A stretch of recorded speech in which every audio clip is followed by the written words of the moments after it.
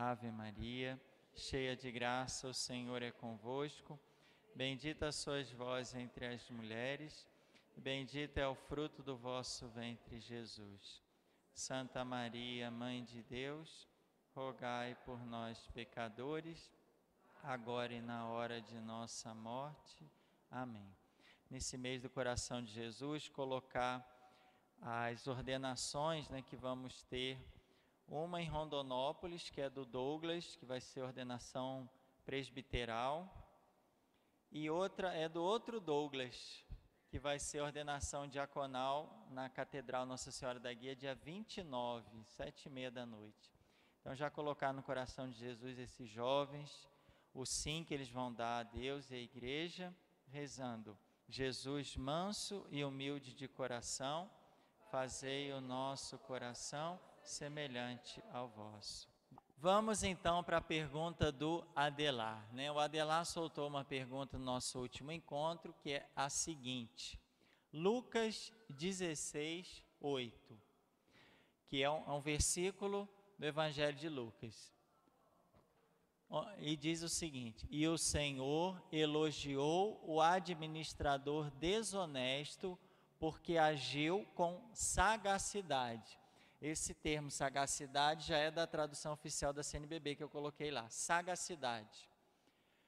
De fato, os filhos deste mundo são mais sagazes para com os da sua geração do que os filhos da luz, Então, esse elogio do Senhor a um administrador, um gerente desonesto, porque agiu com sagacidade.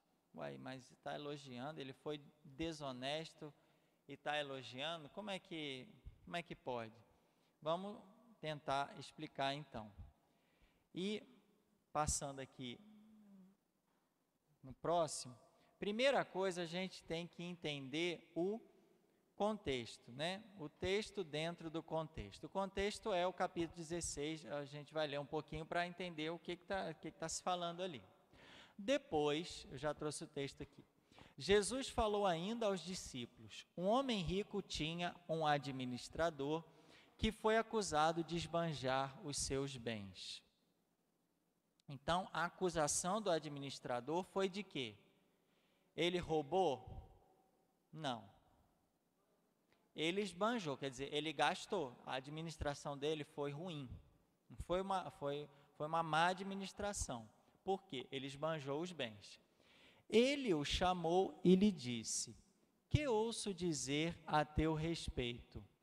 Presta contas da tua administração, pois já não podes mais administrar meus bens. Então, o homem ouviu falar que ele não estava cuidando bem dos bens dele. Ele resolveu, então, pedir contas da administração e mandar o administrador embora.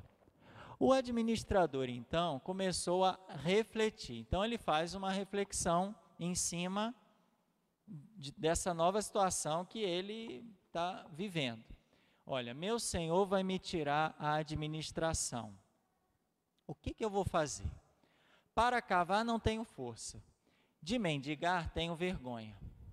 Já sei o que fazer. Para que esse alguém é porque está na outra tradução. E aí eu troquei o verbo, mas não troquei o alguém. Deixa eu ver, Lucas 16, rapidinho aqui, Lucas 16. É porque eu troquei lá o verbo, recebam, e na nova tradução eles mudaram o verbo, eu mudei o verbo, mas eu não mudei a outra palavrinha lá. Deixa eu ver aqui, esse é o versículo 4. Isso, versículo 4. Já sei o que fazer para que me recebam em suas casas. Para que me recebam em suas casas. Esse alguém aqui estava na outra tradução da CNBB, e a oficial ele tirou alguém e colocou no plural, para que me recebam em suas casas quando eu for afastado da administração. Então, tem mais de uma pessoa que está fez esse empréstimo, como a gente vai ver lá no próximo slide. Olha lá. Continuando. Então chamou cada um dos que estavam devendo ao seu senhor e perguntou ao primeiro: quanto deves ao meu senhor? Ele respondeu: 100 barris de óleo. O administrador disse: pega a tua conta, senta-te depressa e escreve 50. De 100 já foi para 50. Tirou a metade aí. Depois perguntou a outro: e tu quanto deves? Ele respondeu: 100 sacas de trigo. O administrador disse: pega a tua conta e escreve 80. Diminuiu menos, mas diminuiu um pouco, né? E o Senhor, olha, o versículo é justamente esse aqui, ó. E o Senhor elogiou o administrador desonesto porque agiu com sagacidade.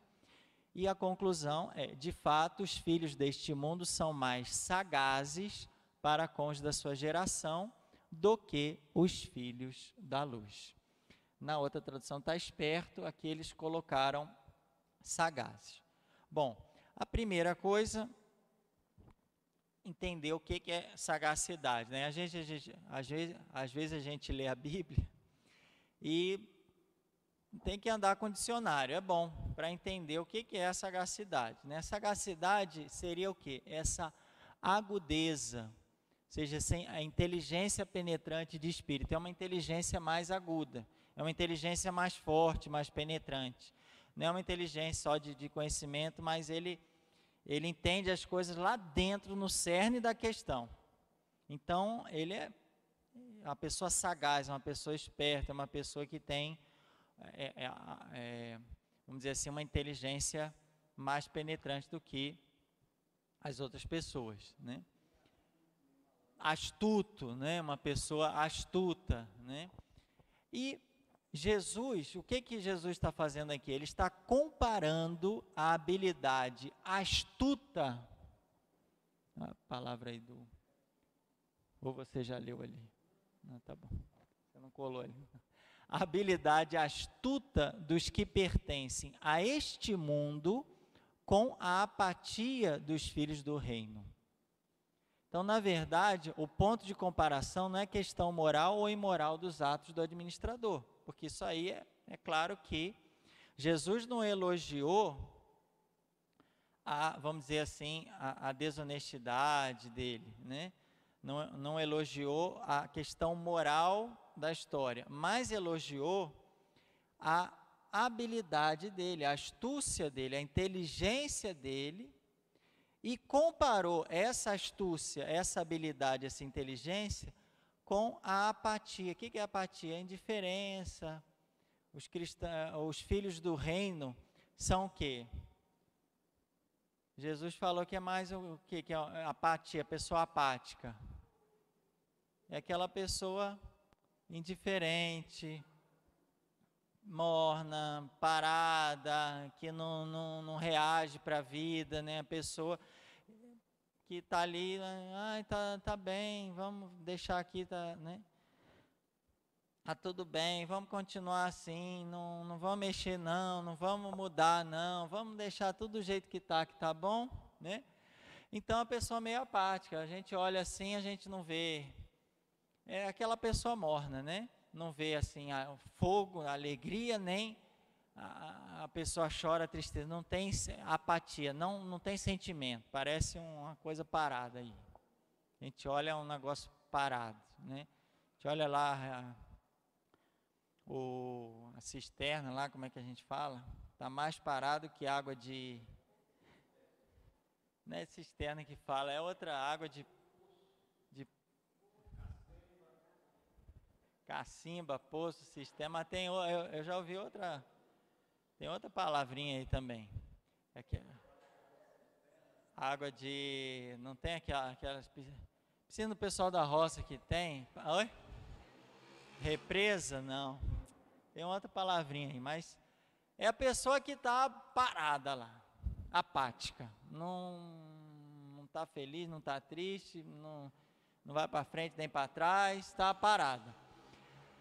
E ele compara, se a gente voltar aqui no texto, elogiou não a desonestidade do administrador, se é que ele foi desonesto, depois a gente vai ver isso aí. Mas ele elogiou como ele agiu, olha lá, com sagacidade, o modo como ele agiu. Que ele agiu com esperteza. A finalidade dele é outra. Jesus não está falando da finalidade, objetivo dele, mas está falando do modo como ele chegou lá, como ele quis atingir o objetivo dele, que ele foi sagaz. Então, a própria acusação contra ele não era desonestidade, mas o quê? Como a gente viu lá, por que ele foi acusado? Foi porque ele roubou? Não. Mas porque ele desperdiçou e administrou de forma errada os bens, foi desperdiçando. Aí o homem viu que foi, meus bens estão sendo desperdiçados. Ele não roubou, mas ele desperdiçou, ele gastou. E em seus preparativos para o futuro, talvez também ele não tenha sido desonesto, porque ele foi tirando a conta lá, não, 100, coloca 50, depois coloca 80, né? Ele reduziu a dívida, não por ele, talvez isso não seja desonestidade, mas o gerente reduz a dívida de todos os devedores do seu senhor, esperando que eles se lembrem lá no futuro. Só que o detalhe é o seguinte, como que ele recebia, o administrador recebia o pagamento? Esse pagamento que ele recebia, muitas vezes não era um salário, esse pagamento era tirado dos juros cobrados na hora do empréstimo. Então, na hora que ele fazia o empréstimo, ele cobrava os juros. Em cima desses juros que o administrador tirava a parte dele. Vou fazer o empréstimo, mas tem os juros. Opa, juros de quanto? Quase é o dobro, né? 50 barris saiu, né? 100 barris, 50 era a parte dele. Lá do trigo, né? Vamos dizer assim, 20% ou 50% era dele. Então, ele ia tirando os juros em cima disso. E ele tirou, nesse caso, as quantias que ele deduziu dos débitos individuais podem ter sido juros exorbitantes, ele colocou lá o juro lá em cima, que era justamente os juros destinados a ele. Porque, né, naquele tempo, o empréstimo, a troca era em mercadorias, né? Então, embora existisse a moeda e tal, mas muitas coisas eram feitas em mercadoria. O empréstimo, faz o empréstimo, mas você me devolve 100. Aí dos 100, não, baixa para 50. Tirou a parte dele. Ele pode não ter sido desonesto, porque esses juros é a parte que cabia a ele. Então, qual que é a moral da história? No fundo, é o quê?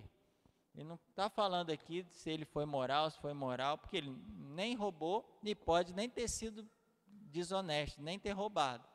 O problema dele, a falta de honestidade, não foi questão de roubo, mas foi que ele administrou mal os bens do patrão. Mas o que Jesus faz aqui, o ensinamento de Jesus é um apelo para os que pertencem à luz, os filhos do reino, filhos da luz, a serem tão empreendedores, tão criativos na busca do reino, quanto esse gerente foi ao tentar arrumar um lugar para si neste mundo. Ele quis organizar a vida dele nesse mundo e ele usou de toda a estratégia de empreendedorismo, de criatividade, usou tudo que pôde, né? Esse empreendedorismo é a palavra de hoje, né? Tudo você tem que ser um cara empreendedor, um cara criativo, todo mundo fala isso, né? Os coaches da vida, o pessoal lá, não, tem que ter empreendedorismo. Isso Jesus já tinha elogiado faz tempo. Essa sagacidade, essa esperteza, lembra que eu frisei aquele verbo lá? Ele refletiu. Quer dizer, ele pensou, ele planejou, ele programou, ele fez um planejamento. Bom, eu vou sair, mas eu não quero fazer isso, não quero fazer aquilo. Eu quero ter um lugar onde eu possa ficar. E ele usou de toda a estratégia dele, de todo o potencial dele para chegar no objetivo. Mas era um objetivo passageiro, mundano, né? Ele pensou na casa, na morada terrena dele aqui, né? Nessa terra. E nós que temos objetivo muito maior, muitas vezes, nós não usamos de empreendedorismo, de estratégia, de criatividade. Ah, não, faz daquele jeito mesmo que sempre fez, que vai dar, a gente sabe que vai dar. Não, não muda nada não. Hã? Os filhos da luz, os filhos do reino somos nós.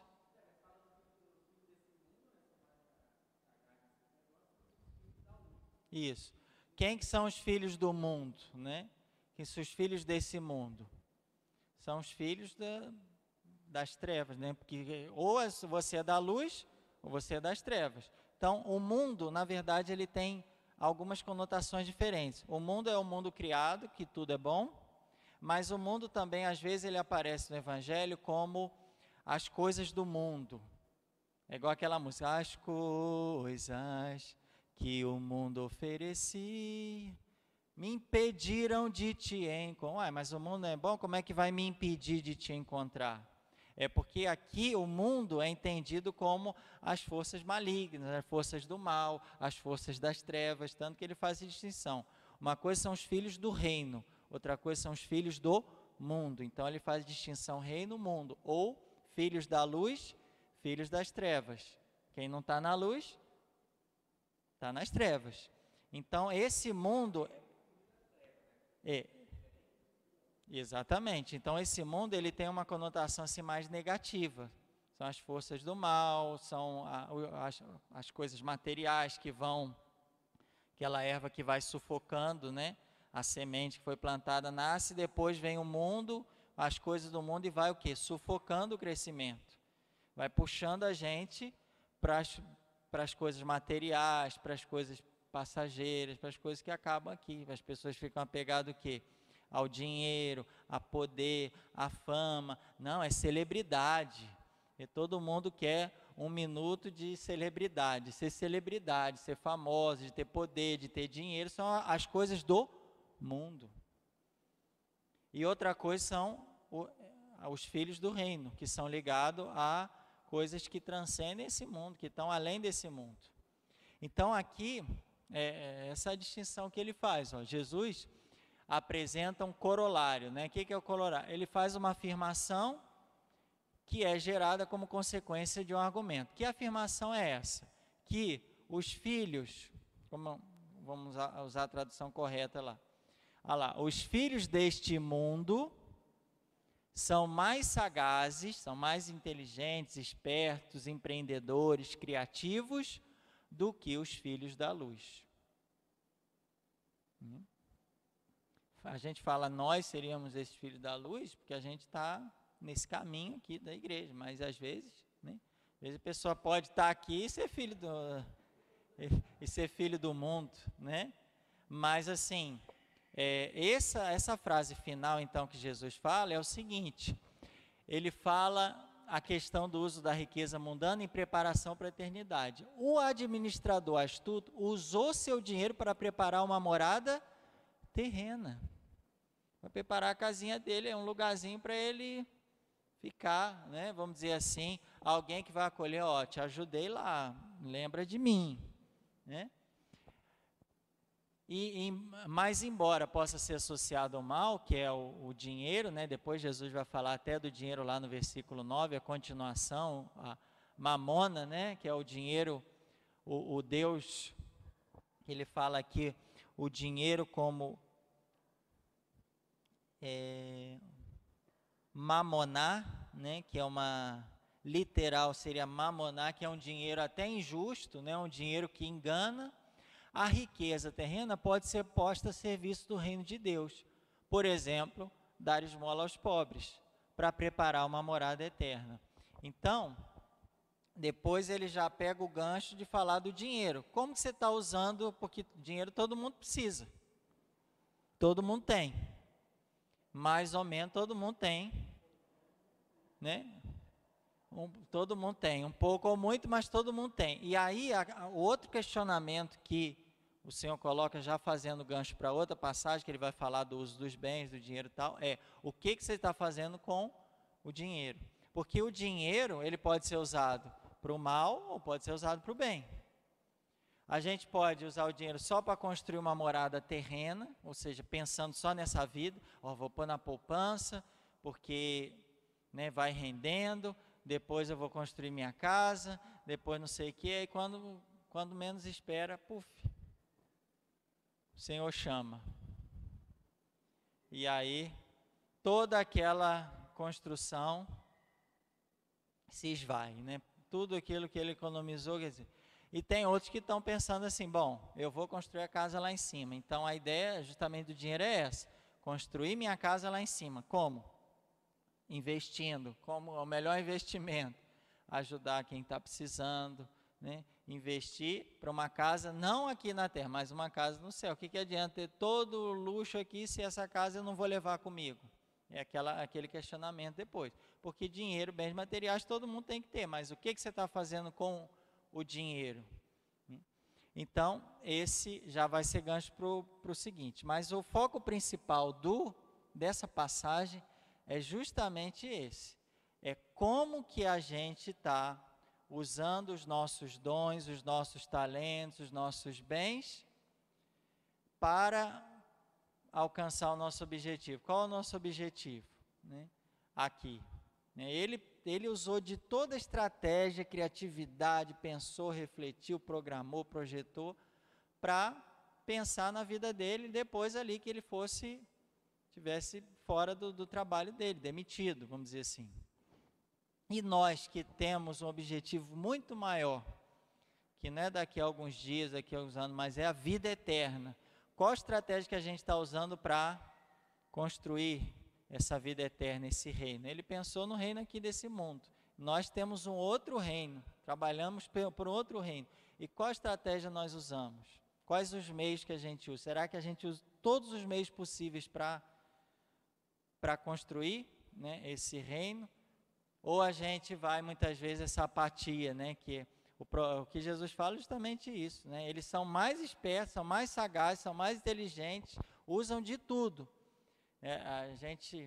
Antigamente eu ouvia muito falar isso, o pessoal para vender Coca-Cola, que o pessoal fala que é um veneno e dá câncer e tudo, e, tirando tudo isso, não interessa aqui, mas eles fazem de tudo para vender a tal da Coca-Cola. Compre Coca-Cola, beba Coca-Cola. E tem os anúncios, eles estão na televisão, no rádio, na internet, nas redes sociais, onde você vai, tem a plaquinha da Coca-Cola, você vai até para a Amazônia, lá para o meio do mato, tem a bendita da Coca-Cola, está lá, né?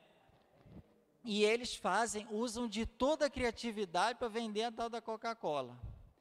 E nós, que estamos falando de Deus, do reino de Deus, né, da vida eterna, de algo que é infinitamente melhor, mais saboroso, nos dá mais força que a Coca-Cola, que é, né? Estamos falando da vida eterna de Jesus, de Nossa Senhora, da igreja, do reino de Deus, de uma morada que não está nesse mundo, mas transcende ele, a vida eterna, a morada eterna. O que a gente está fazendo para conseguir isso? Para levar essa palavra às pessoas, para evangelizar, para nós mesmos mudar de vida. E às vezes a gente não faz o que ele fez, às vezes. Às vezes é parar, sentar e refletir. O que eu posso fazer? Será que eu estou dando tudo de mim? Será que eu estou numa estratégia correta? Porque ele pensou, o plano A é esse. Não, já sei. Quer dizer que ele pensou várias possibilidades. Qual que é melhor? E muitas vezes, essa é uma crítica para nós também. Né? Às vezes a gente está anos ali, não, está bom desse jeito. Não, está tudo bem. Né? Quantas pessoas estão hoje vendo a dona do pedaço, né? Ou, por exemplo, se a gente pensar aqui no bairro Piracema, a gente está falando, né, localmente, né? Quantas pessoas tem no Piracema? Na Barra tem 60 mil e pouco, estimado. 60.661 pessoas, estimativa. Né? Com certeza o bairro de Piracema deve ter o quê? Umas 2.000 pessoas, segundo a estimativa de Bira, andou contando o pessoal aí, umas 2.000. Quantas tem aqui, por exemplo? 2, 4, 6, 7. E aqui mesmo não tem nenhuma, porque hoje não veio ninguém, a não ser a Lúcia Rosa. Mas De 2.000 tem uma. É 0,000%. Mas tem. 0,00001, que é a Lúcia. E quantas estão aí vendo, né, a destruição da família na televisão e um monte de valor. Então, olha aí, ó. E aí a pergunta de Jesus é, porque Jesus quer saber o que a gente que está aqui está fazendo para atrair as pessoas, né, para Deus, né, mais perto do Senhor, para aprofundar, por exemplo, sua palavra hoje. O que a gente está fazendo? A gente avisou na missa, mas o povo não vem. E qual é o plano B? Não, vamos avisar na missa de novo, mas aí o povo vai continuar não vindo, né? Botamos no grupo de WhatsApp, mas o povo não vem. Eles vão lá, vai passando dedo.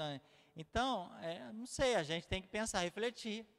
Não estou falando só do curso bíblico, mas para a missa mesmo, para a igreja, para o momento de evangelização, o que nós estamos fazendo, né? Porque é fácil falar, o pessoal não faz nada, sim, mas o que eu faço? Né? Então, isso aí é uma reflexão que Jesus está colocando para a gente, né? Porque por que os filhos da treva são mais espertos? Eles usam de tudo.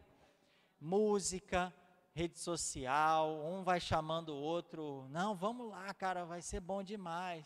E é tipo uma festa, vai ter uma festa aí, eles fazem de tudo. Propaganda, rede social, um chama o outro, dá brinde, anuncia na rádio. E o que a gente está fazendo, né? Então,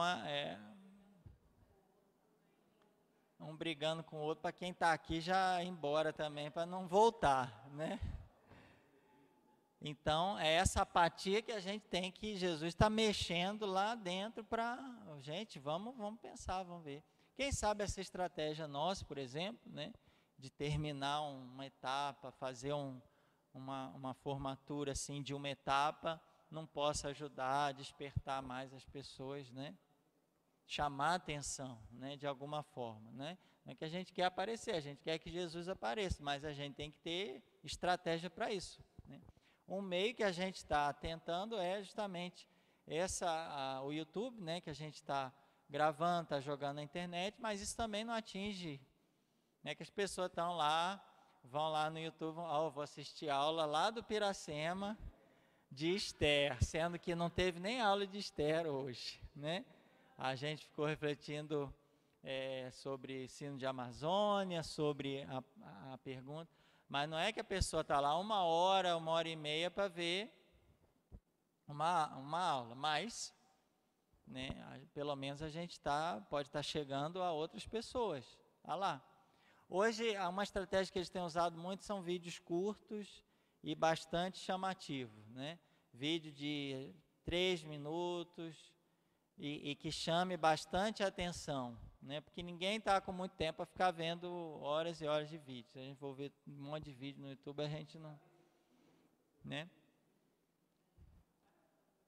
Tem, porque aparece na visualização, né? Sim, por exemplo, se você for lá, aparece o número de visualizações. Cada pessoa que assiste é uma visualização. Não, se você vê um pedacinho, ele já conta, já viu, né? Então, e se eu entrar, eu entro, saio umas 5 vezes, já dá as 5 visualizações da mesma pessoa. Então, ele conta a mesma, ele conta a visualização, ele não sabe, quer dizer, saber ele pode saber, né? Agora, ele sabe, por exemplo, quando tem inscrição. Então, a inscrição, aí tem como a gente identificar melhor se é um outro canal que está se inscrevendo, se é uma pessoa que está se inscrevendo, né? Isso.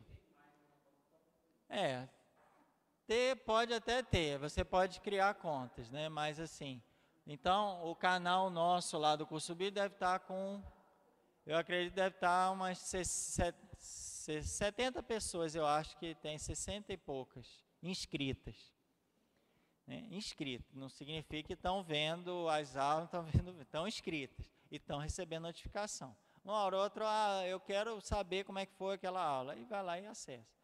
Mas eu acho muito difícil a pessoa ficar 1 hora ali parada, vendo, né, a gente falando aqui um monte de besteira, né?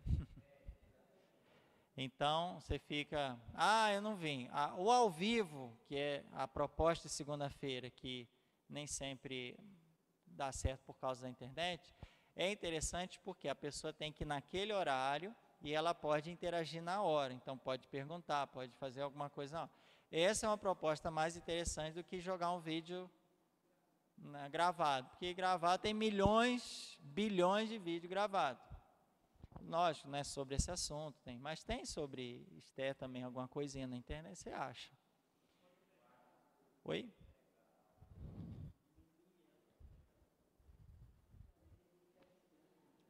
Mas aí, para fazer isso, você tem que editar. Para editar, você tem que ter muito tempo para ver o que você acha mais importante jogar. E mesmo assim, gente, editando, o pessoal não é que assiste.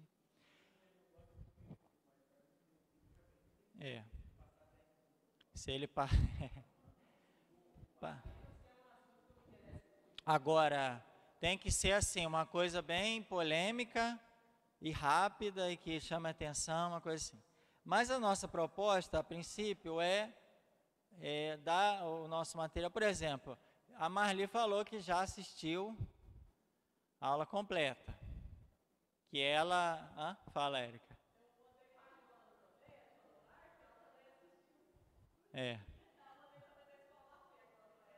Pois é. Então, a Érica mandou para a Joana e disse que a Joana assistiu tudo, né? Tá lá. Eu já procuro assim, tirar umas partezinhas, por exemplo, a parte inicial que a gente ficou falando sobre outro assunto, tem nada a ver. Isso aí eu já vou tirar. Eu vou pegar mais a pergunta mesmo do Adelar sobre a questão de Lucas, né? Isso aí eu já vou tirar. Mas mesmo assim ele fica comprido, ele fica, né? E não é todo mundo que tem. Mas a Joana, tem a Marli, tem um ou outro que assiste. A Escola da Fé é a mesma coisa. Tem algumas partes que a gente corta, né? A gente procura colocar só os números do catecismo que a gente está estudando. Está lá. Lógico que no meio, às vezes tem uma perguntinha, às vezes a gente fala um pouquinho, mas assim, ele está bem centrado mesmo. E está tudo lá. Então, é outra proposta essa. Proposta de quem não veio poder não perder o conteúdo e quem veio poder revisar. Essa é a proposta de a gente colocar. A transmissão ao vivo é outra proposta que entra, né? Só que ela, por ser ao vivo, ela permite a interação das pessoas. Então, você está lá, você está ouvindo e na hora você já está perguntando, interagindo, né? Podendo participar, dar alguma sugestão, falar alguma coisinha, isso pode, né? Mas, enfim, não é fácil. Porque você tem que editar e a gente vai percebendo que o equipamento que a gente tem, porque vídeo é uma coisa extremamente pesada.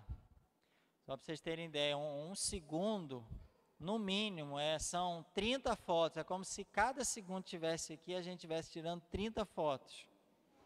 Então, não é uma foto que a gente está falando, são 30. E quanto maior a resolução, aquela imagem bonita, Full HD que a gente fala, significa a resolução altíssima. Então, são fotos muito pesadas que ele tem que tirar. Nós não temos o equipamento para fazer isso hoje. O que a gente faz? A gente põe a resolução mais fraca para a gente conseguir, pelo menos, transmitir. Aí o áudio sai bom, a imagem não é aquela perfeição, mas dá para ver alguma coisa. Por isso que aí a gente vai intercalando entre a imagem e o slide. Aquele slide lá a gente joga direto na gravação para o pessoal poder acompanhar, porque se for assim, ninguém consegue ler o que está ali. E tudo isso a gente tem que pensar, refletir, né? Porque os filhos da treva estão usando de todos os meios, equipamento, investindo pesado para isso. Nossos equipamentos ainda são, né, iniciantes. E a nossa estratégia é também iniciante, mas a gente já está dando um passo maior do que tinha antes. Então, a gente consegue atingir hoje mais pessoas. Mesmo não vindo, a gente chega, né? Já é um passo grande. Lógico que com o tempo a gente espera melhorar os equipamentos, melhorar a questão de chegar a esses lugares. Porque, gente, onde é que as pessoas estão hoje? Celular, né?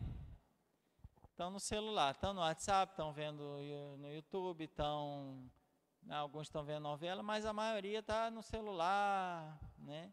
Computador, está vendo as coisas na internet. Foi interessante que ontem, uma outra reflexão, a gente teve numa reunião da Associação dos Surdos aqui, e uma reflexão que foi feita foi o seguinte: antigamente a associação era assim de gente, tinha muitas pessoas que frequentavam a associação para interagir com outros, conversar, fazer uma interação social. Hoje é muito difícil. Por que não, as pessoas não estão indo, não estão frequentando a associação, reuniões, etc. Por causa da tecnologia, do modernismo, da internet, do celular. O surdo, e essa reflexão vale para todos nós, ele está interagindo pelo celular dele com outro surdo daqui, de outro estado, de outro país, né? Ele pode conversar, ver vídeo, ele não precisa mais ir numa sala para estar com outras pessoas. E eu pensei, realmente, essa reflexão vale para todos nós. As pessoas não precisam vir aqui, e muitos nem querem vir aqui. Então, se eles não querem, a gente vai tentar chegar lá. Ó, gente, tem esse vídeo aqui, se você quiser ver, tá lá. Acho que eu vou ver, hoje a novela tá chata. É ruim de estar chata, hein? Porque sempre tem um negócio. Hoje, vou ver hoje. Do meu coração, Senhor tocou meu coração, vou ver um pouquinho, aí vai lá e acessa. É um jeito da gente chegar. Mas enquanto a gente está pensando nisso agora, os filhos das trevas, já chegaram lá há muito tempo, né? Então, é essa reflexão que Jesus faz com a gente, ser missionário. Missionário não pode ficar parado, tem que chegar, de um jeito ou de outro ele tem que chegar. Onde as pessoas precisam. E onde elas estão? Né? Muitos estão na internet, vamos tentar dar uma contribuição.